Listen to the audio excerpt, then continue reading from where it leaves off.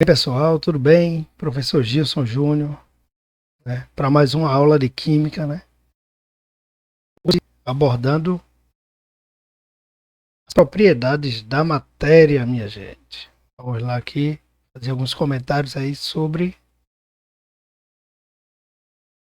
esse tema importante aí, essa parte introdutória aí do estudo de Química, ok?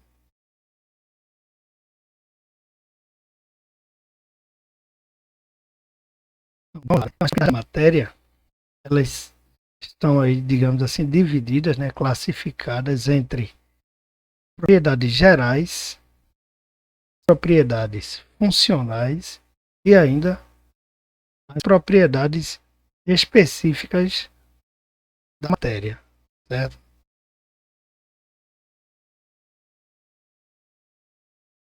Então, falando aqui inicialmente das propriedades gerais, as principais, né, estão aí, é a massa, né, o volume, a inércia, a impenetrabilidade e ainda a dureza, né? Então a massa equivale à quantidade de matéria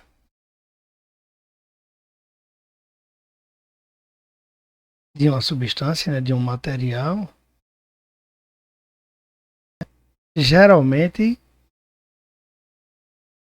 em quilograma. Então a quantidade da matéria, né,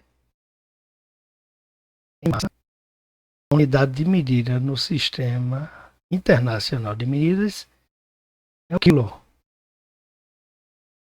Equivale ao espaço ocupado por um material, né? O volume equivale ao espaço que um material, uma substância ocupa.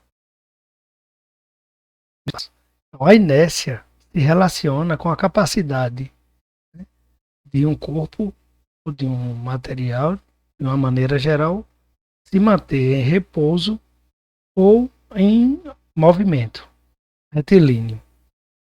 Então, a não ser que uma força externa venha interferir nesse movimento ou no estado de repouso, fazendo com que aquele corpo ou objeto saia da inércia. Ok? A impenetrabilidade relaciona-se com a capacidade que os corpos apresentam de não ocuparem o mesmo lugar no espaço. Então sabemos que os corpos não ocupam o mesmo lugar no espaço. Relaciona-se com essa propriedade geral que é a impenetrabilidade. E a dureza está relacionada com a capacidade de deformação, ou seja, o corpo, ao ser aplicado uma força externa, alguns têm uma maior resistência, outros uma menor resistência, e a capacidade de se deformar equivale à sua dureza. Ainda, de uma maneira geral, as propriedades gerais são aquelas comuns a todos os materiais.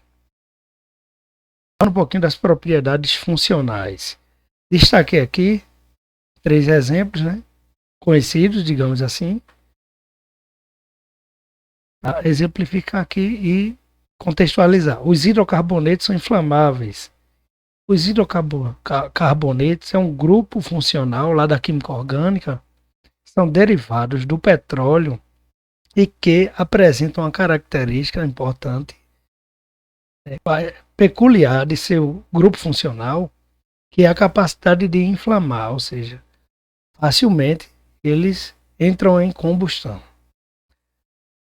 Os ácidos, sabemos, né, que aquelas substâncias ácidas, né, principalmente as naturais, né, têm um sabor azedo. Então é uma característica dos ácidos. Então é uma propriedade funcional. Assim como os sais, lá da química inorgânica, né, eles fundidos é quando eles estão no estado líquido, ou seja, geralmente são sólidos, né, em sua maioria. Quando passam para o estado líquido, eles apresentam a capacidade de conduzir corrente elétrica, ou seja, no estado sólido, essa capacidade praticamente não existe. E quando fundidos, ou seja, no estado líquido, conduzem facilmente a corrente elétrica. Então, em geral, as propriedades funcionais são aquelas apresentadas por um grupo de substâncias chamado função química, podendo ser lá da química orgânica ou ainda da química inorgânica. Okay? Vamos lá. As propriedades específicas, elas podem ser, digamos assim, né, classificadas ainda em propriedades específicas organolépticas, propriedades químicas e ainda as propriedades físicas. As organolépticas são aquelas que podemos perceber através de nossos sentidos. Por exemplo, a cor, né, o odor, né, o sabor, o cheiro. Ou seja, todas aquelas onde são perceptíveis, né, por um dos nossos sentidos, estão dentro aí das propriedades organolépticas. As propriedades químicas e ainda as físicas. Vamos falar um pouquinho delas. As químicas, na verdade, são aquelas que as substâncias apresentam, né, a partir da capacidade de se transformar, né, em novas substâncias. Então, algumas entram em combustão facilmente, outras sofrem uma oxidação facilmente, assim como ainda aquelas que podem se decompor por algum processo físico ou químico, ok? Então está dentro das propriedades químicas. Então toda propriedade que pode produzir uma nova substância se enquadra dentro das propriedades químicas, enquanto que as físicas são aquelas que caracterizam aquele material, mas não a partir da formação de novas substâncias. Em geral, as propriedades específicas caracterizam cada tipo de substância, ok?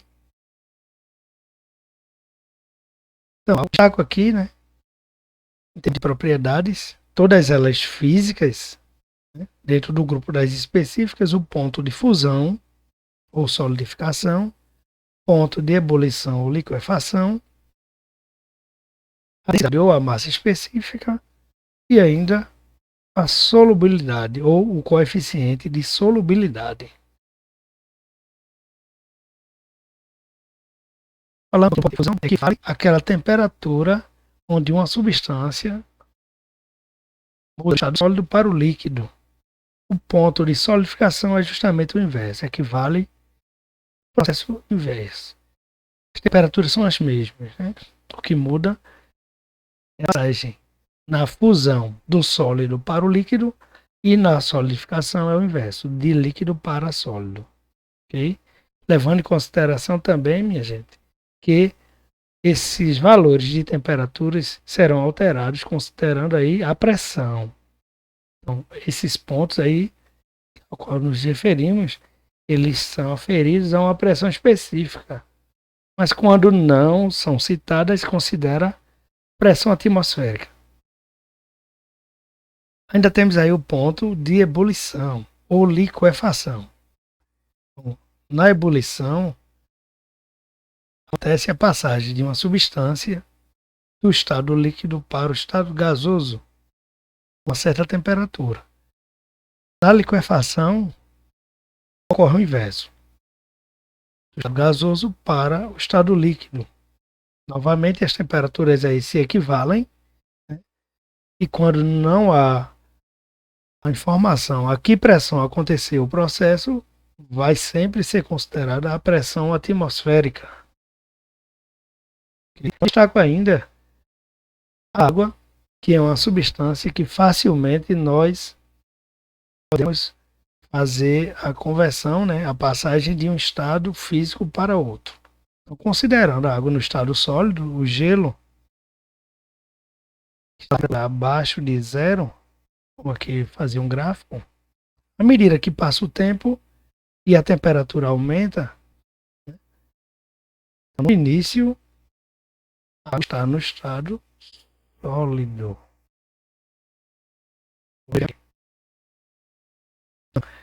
A partir de um certo momento, esse sólido ele começa a derreter, ou seja, passar para o estado líquido, coexistindo aí nesse momento sólido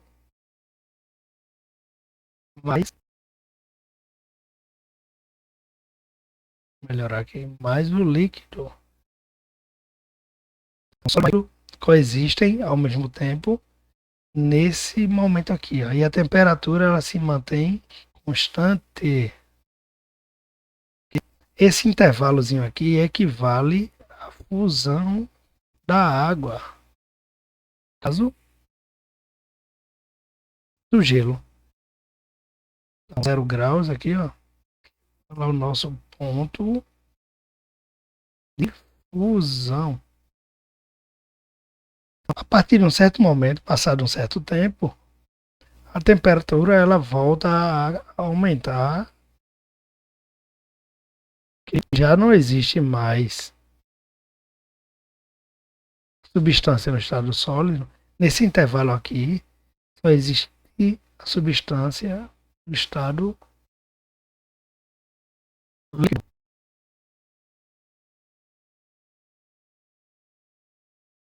Substância líquida.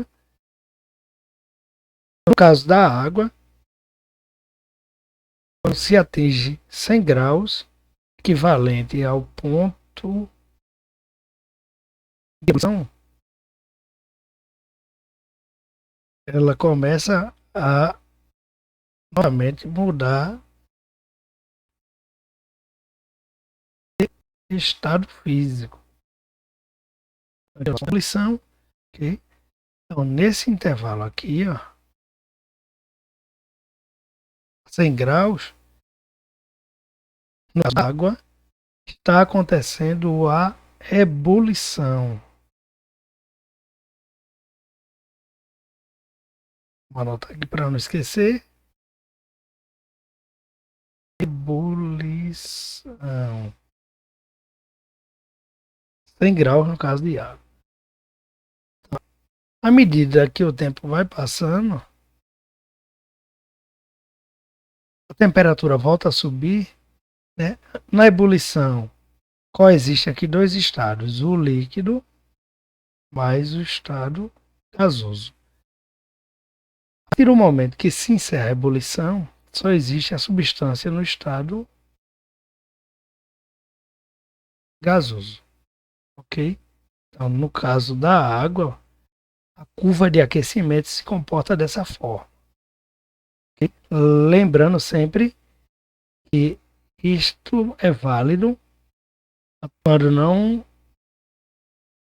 se muda a pressão, vai ser considerada a pressão atmosférica e a água, de que ela não esteja impura, ou seja, é a água pura.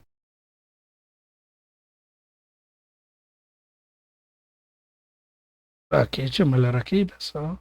Água pura. Então aqui ó, tá um resumo aí da curva de aquecimento da água, tá certo? Então, vou dar, né, uma parada aqui. Né, na próxima oportunidade faremos novamente a continuação de nosso conteúdo aí da parte introdutória, tá certo? Do estudo de Química Geral, ok? Obrigado, valeu e até a próxima.